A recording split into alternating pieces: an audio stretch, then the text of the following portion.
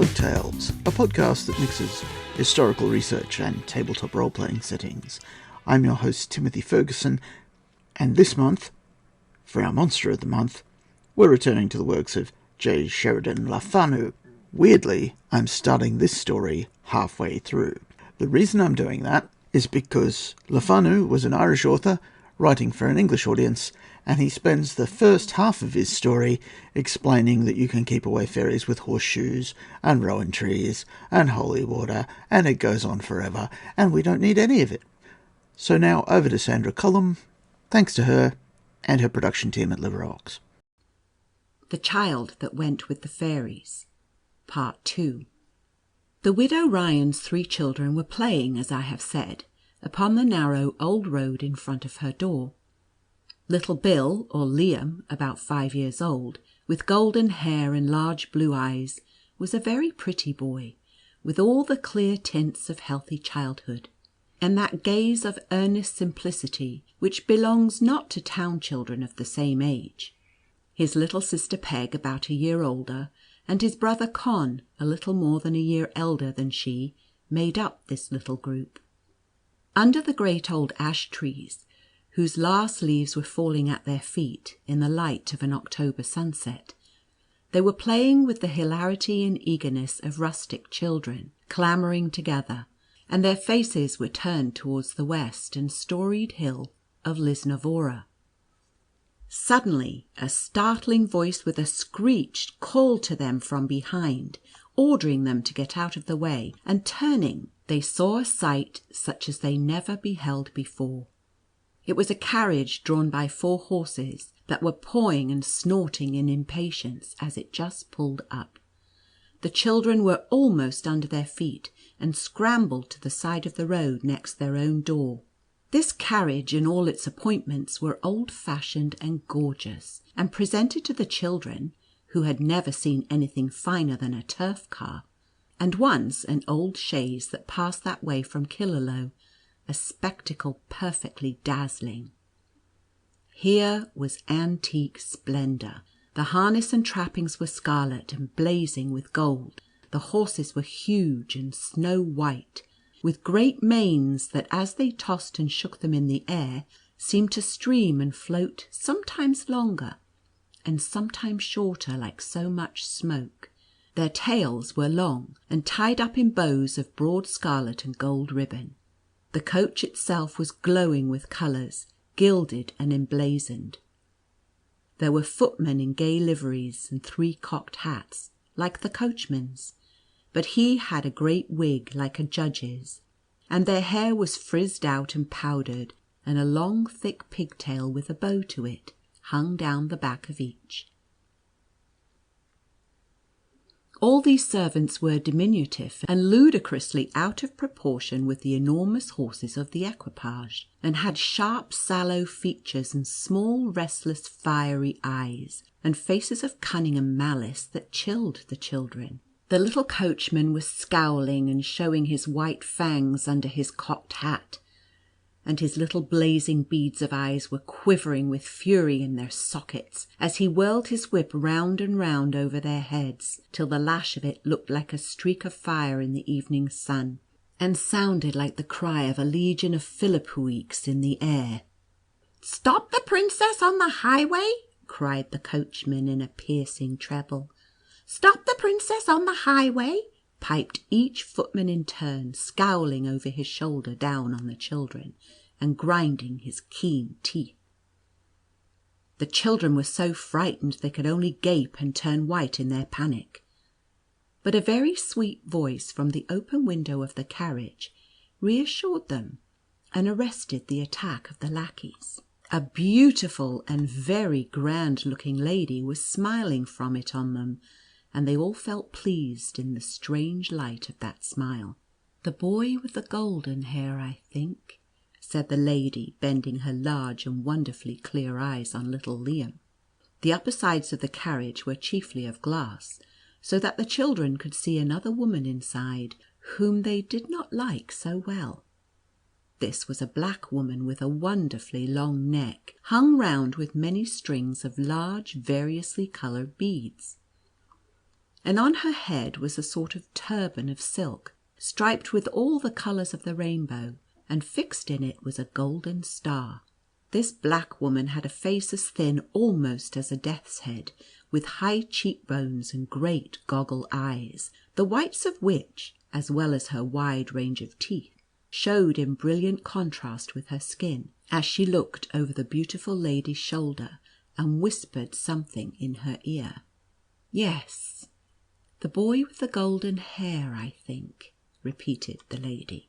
And her voice sounded sweet as a silver bell in the children's ears, and her smile beguiled them like the light of an enchanted lamp, as she leaned from the window with a look of ineffable fondness on the golden-haired boy with the large blue eyes, insomuch that little Billy, looking up, smiled in return with a wondering fondness.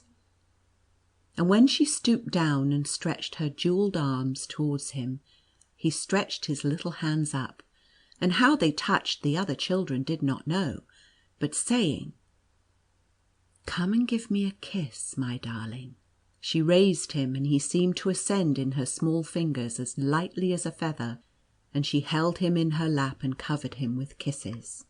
Nothing daunted, the other children would have been only too happy to change places with their favoured little brother. There was only one thing that was unpleasant, and a little frightened them, and that was the black woman, who stood and stretched forward in the carriage as before. She gathered a rich silk and gold handkerchief that was in her fingers up to her lips, and seemed to thrust ever so much of it, fold after fold, into her capacious mouth, as they thought to smother her laughter, with which she seemed convulsed. For she was shaking and quivering, as it seemed, with suppressed merriment, but her eyes, which remained uncovered, looked angrier than they had ever seen eyes look before. But the lady was so beautiful they looked on her instead, and she continued to caress and kiss the little boy on her knee, and smiling at the other children, she held up a large russet apple in her fingers, and the carriage began to move slowly on, and with a nod inviting them to take the fruit, she dropped it on the road from the window. It rolled some way beside the wheels, they following, and then she dropped another, and then another, and so on. And the same thing happened to all, for just as either of the children who ran beside had caught the rolling apple, somehow it slipped into a hole or ran into a ditch, and looking up they saw the lady drop another from the window, and so the chase was taken up and continued till they got, hardly knowing how far they had gone, to the old cross-roads that leads to Auney. It seemed that there the horses' hoofs and carriage wheels rolled up a wonderful dust, which being caught in one of those eddies that whirl the dust up into a column on the calmest day, enveloped the children for a moment, and passed whirling on towards Lisnavora. The carriage, as they fancied, driving in the centre of it, but suddenly it subsided, the straws and leaves floated to the ground, the dust dissipated itself, but the white horses and the lackeys, the gilded carriage, the lady and their little golden-haired brother, were gone. At the same moment, suddenly the upper rim of the clear setting sun disappeared behind the hill of Knockdoola, and it was twilight. Each child felt the transition like a shock, and the sight of the rounded summit of Lisnavora, now closely overhanging them, struck them with a new fear. They screamed their brother's name after him, but their cries were lost in the vacant air. At the same time they thought they heard a hollow voice say close to them, "Go home." Looking round and seeing no one, they were scared, and hand in hand, the little girl crying wildly, and the boy white as ashes from fear, they trotted homeward at their best speed, to tell, as we have seen, their strange story.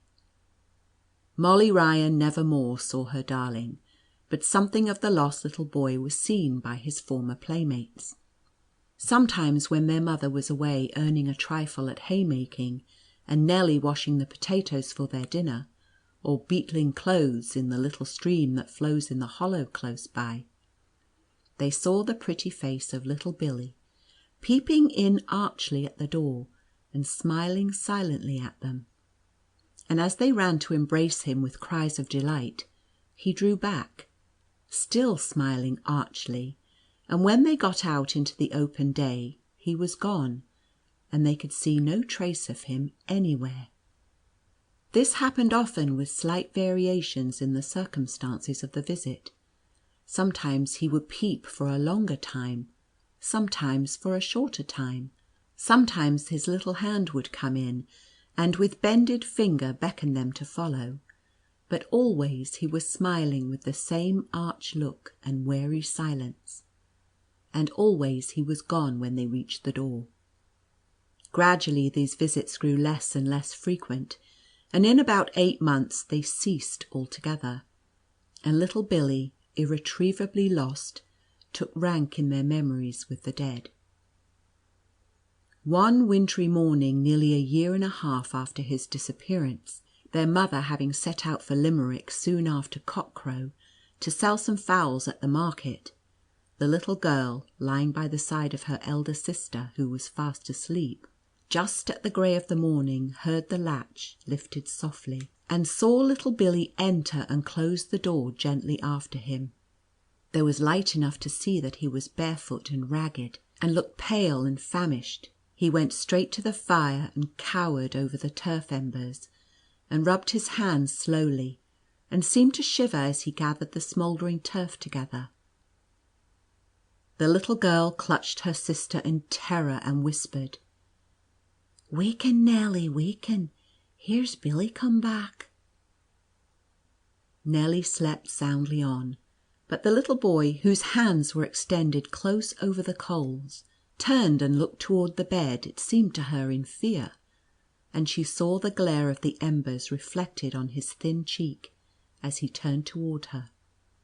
He rose and went on tiptoe quickly to the door in silence, and let himself out as softly as he had come in. After that the little boy was never seen any more by any one of his kindred. Fairy doctors, as the dealers in the preternatural, who in such cases were called in, are termed, did all that in them lay, but in vain. Father Tom came down and tried what holier rites could do, but equally without result. So little Billy was dead to mother, brother, and sisters, but no grave received him. Others whom affection cherished lay in holy ground, in the old churchyard of Abington, with headstone to mark the spot over which the survivor might kneel, and say a kind prayer for the peace of the departed soul. But there was no landmark to show where little Billy was hidden from their loving eyes, unless it was in the old hill of Lisnavora, that cast its long shadow at sunset before the cabin door, or that, white and filmy in the moonlight in later years, would occupy his brother's gaze as he returned from fair or market, and draw from him a sigh and a prayer for the little brother he had lost so long ago and was never to see again. Your saga may vary. Goodness, I appear to have deleted the outro track. Dun dun dun dun dun dun.